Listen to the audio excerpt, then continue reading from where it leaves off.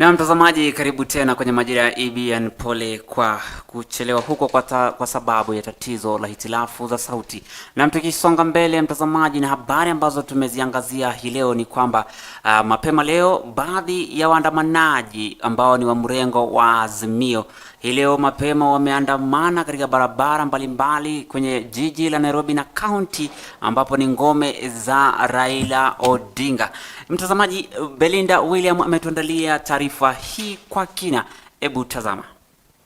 Whatever we are doing today is provided for in our constitution.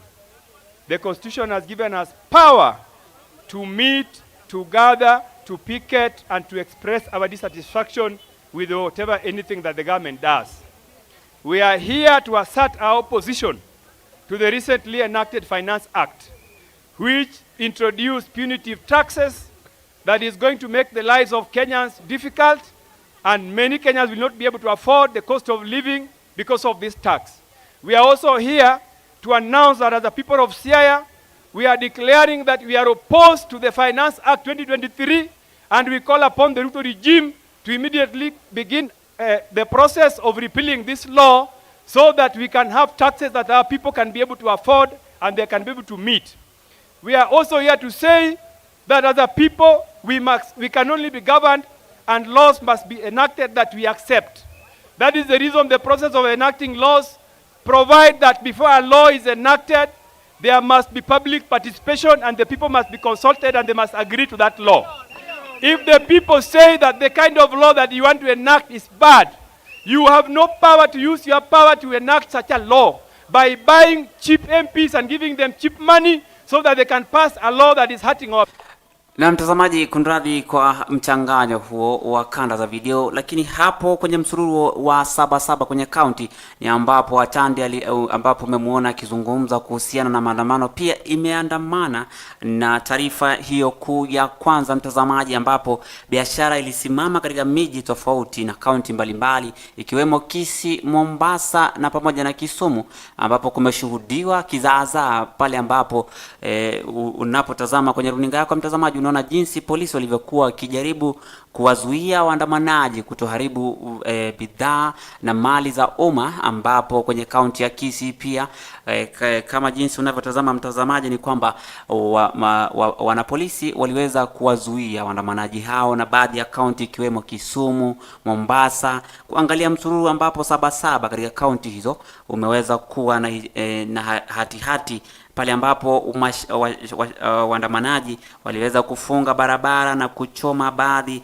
ya tairi za gari kuweza kushurutisha uongozi wa Rais William Ruto, akisema kwamba bei ghali ama gharama ya maisha imekuwa juu na imekuwa ghali zaidi, ambapo sasa mtazamaji tukiangazia na taarifa hizo ni kwamba kiongozi wa upinzani anatazamiwa pia kuandaa maandamano mapya ambayo ameyataja kwamba atakuwa kiandaa pindi tu watakapokuwa kwenye kikao chake. Na mtazamaji, jinsi hapo ndipo hali ilivyo kwenye runinga yako kama jinsi unavyotazama, ambapo waandamanaji hao walikuwa wakikabiliana na wanapolisi. Whatever we are doing today is provided for in our constitution. The constitution has given us power to meet. Na mtazamaji, tukisonga mbele kwingineko ni kwamba wito wa viongozi wa kidini kutokana na maandamano hayo wametoa kutoka kwenye kaunti ya Kiambu. Wamesema kwamba viongozi hao wakiongozwa na Askofu Dominion Karua wa kanisa la Great Army eneo la Githurai kaunti ya Kiambu wamehimiza urazini katika changamoto ambazo zinakumba taifa hili, ambapo maandamano yameshuhudiwa mbalimbali. Hata hivyo wamesema amani iwepo katika maeneo mbalimbali kwenye taifa, huku kukionekana kuwa na kizaazaa kuhusiana na maandamano dhidi ya gharama ya maisha, ambapo pia wakitaja kwamba itaweza kuzusha uchumi wa taifa hili iwapo maandamano yataadhiri zaidi nchini. Tiharibu nchi yetu, hakuna mahali pengine tunaweza enda, kila mtu akona kwao. Hata saa hii tukiondoka hapa kila mtu ataenda kwao. Kwetu ni Kenya. Kenya ndio nchi yetu. Kwa hivyo tuichunge sana, tusiharibu kitu chochote hapa nchini. Mtu afanye jambo lile anafanya, lakini usiharibu kitu ya mwenyewe na udumishe amani. Should have a responsible opposition We don't want them to destroy people's property. We don't want them to destroy peace. Let them demonstrate. Let them forward their point, whatever they want to say. But then let us have...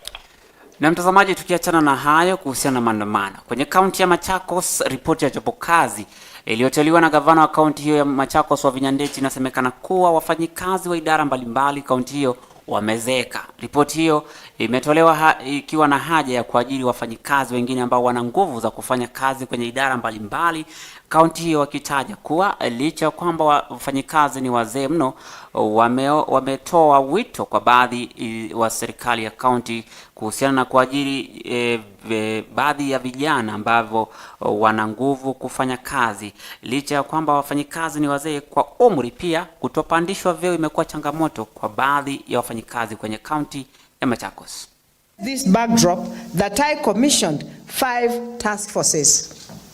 That is the Human Resource Task Force, the ICT Task Force, Pending Bills Task Force, Vehicle and Asset Audit Task Force, the Land and Housing Audit Task Force.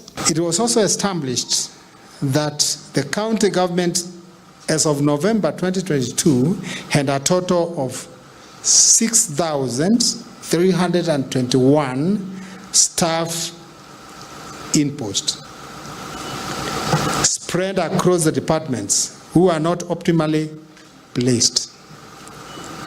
That was a very key finding.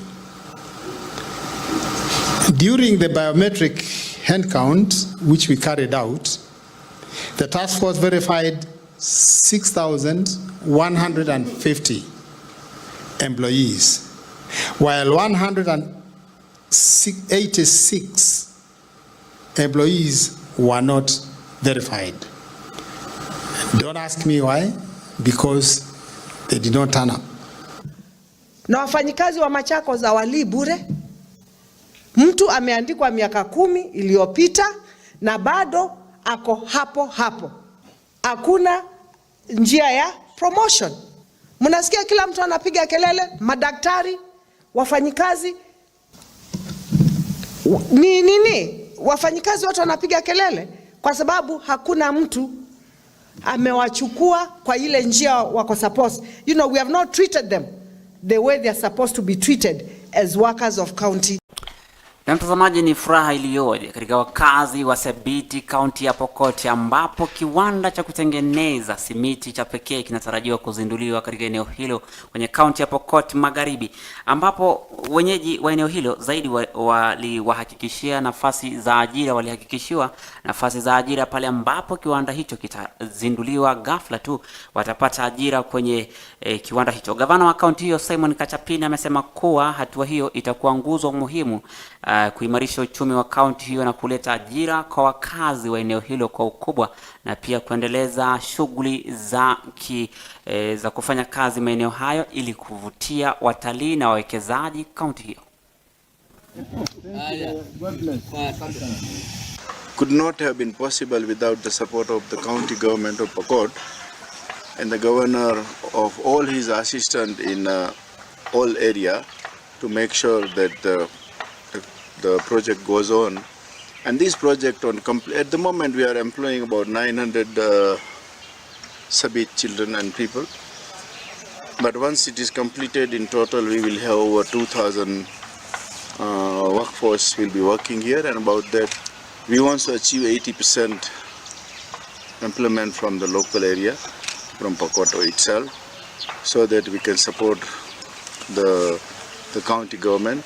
And Pokot is, I must say once again, is one of the most beautiful and fortunate place in the country. Tunahitaji investors kama hawa, atupatie hawa mazingara bora, good environment work. Na mimi nataka niseme investors wengine waweze kufuata kama yale Bwana Guru amesema kwamba West Pokot ni county ambayo ni tulifu, ni county safi, ile unaona environment hapa ni mzuri, na tunakaribisha investors kuja West Pokot. Pia ningetoa wito kwa bunge letu la Seneti kaunti zile zilibaki nyuma kama West Pokot, pesa za equalization fund ilikuwa imaanisha kwamba makaunti kama hii ambayo ilibaki nyuma kutoka wakati ya ukoloni na wakati ya sisi hii serikali yetu ya Afrika waweze kupatana na wale.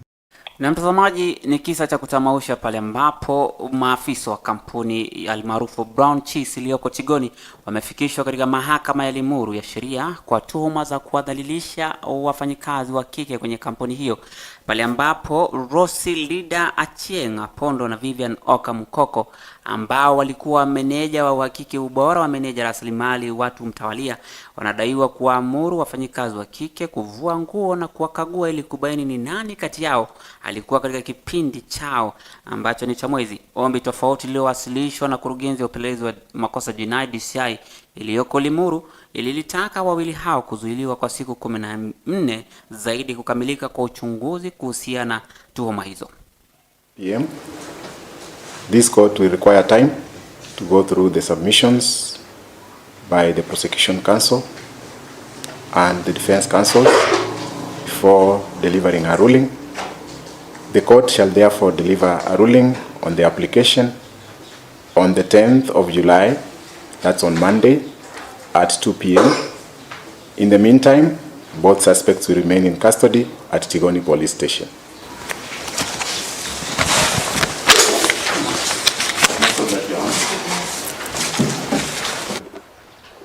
The cast number of coordinates. I did state that they are 34 in number.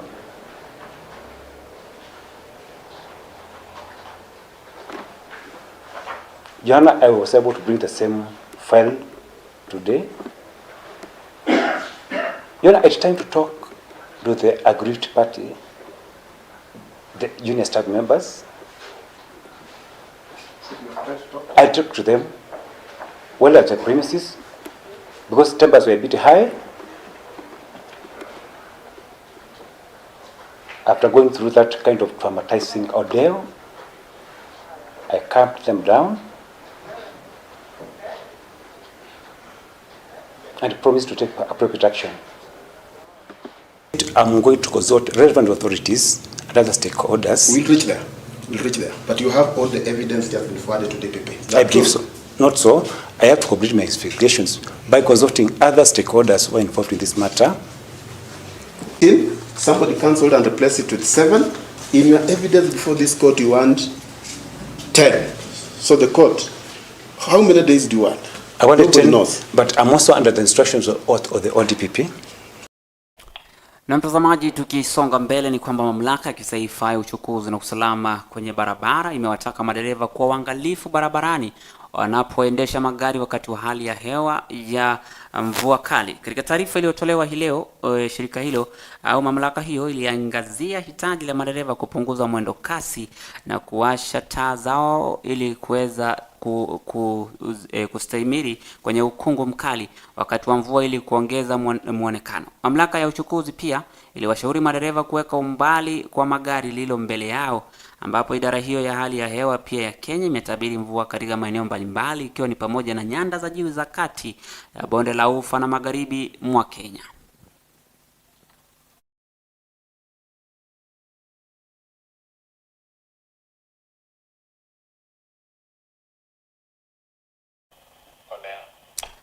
Na mtazamaji, kutokana na kisa ambacho kilishuhudiwa kutoka kaunti ya Migori pale ambapo watu 4 walifariki papo hapo baada ya kubugia mvinyo ambao ulikuwa na sumu. Hata hivyo watu 3 hii leo wamekamatwa na lita 750 ambazo zilikuwa na kemikali za ethanol kunaswa kwao wakati wa msako mkali ulioonekana na maafisa wa polisi kwenye kaunti hiyo ya Migori. Naibu kamishna wa kaunti hiyo ndogo ya kaunti ya Migori ambaye ya Mabera Jofila Wambua alisema washukiwa 3 walipatikana huko Mabera ambao sasa wako chini ya ulinzi wa maafisa wa polisi, huku waadhiriwa kwenye hospitali ya kaunti ya Migori wakizungumza kuhusiana maslahi na hali ambapo walipitia hadi kufikia sasa ambapo walipojipata hospitalini. Pia daktari katika hospitali hiyo aliweza kuzungumza na wanahabari na kutoa ripoti hili.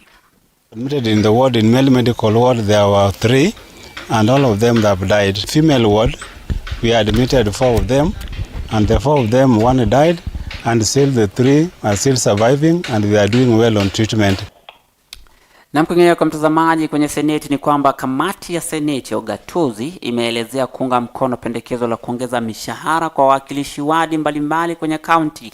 Hata hivyo, wanakamati hao walikosoa tume ya mishahara na marupurupu SRC kwa kuonekana kutatiza maendeleo ya wawakilishi wadi, wakionya kuwa hatua hiyo inahatarisha uadilifu wa ugatuzi. Shinikizo ni kuongeza mishahara ya kimsingi ya wawakilishi wadi kutoka 1086 hadi 1390 sawa na 40% ya mapato ya gavana.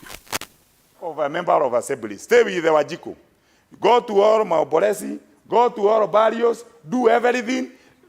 Chair, I'm telling you, we are now suffering what is called pecuniary embarrassment. Some of us have even run away from our homes. So we feel in the last 10 years, there has not been any movement. In fact, if you look at the basic salary of current basic salary, moved from the 5th year of 2017 was at 165. It moved back to 86. You are oversighting somebody who is earning 10 times more than you. Really, how do you want him to oversight that person? That person will compromise him because he's suffering pecuniary embarrassment. You've heard of a lot of corruption happening in counties. How do you expect the MCAs who are earning peanuts to oversight somebody who is earning a lot? Even a mayor CEC is earning more than an MCA. Is that even fair? Which rationale can you look at the eyes of Kenyans and the MCAs and tell them CECs earn 4,000, but you earn 86,000? SRC, you must be called to order. You are not law unto yourself. And I think going into the future, we must make SRC part-time. We cannot tolerate this. SRC gave us, moved, even the 2017-2022, we used to get a benefit called the car grants. It moved to a car reimbursement.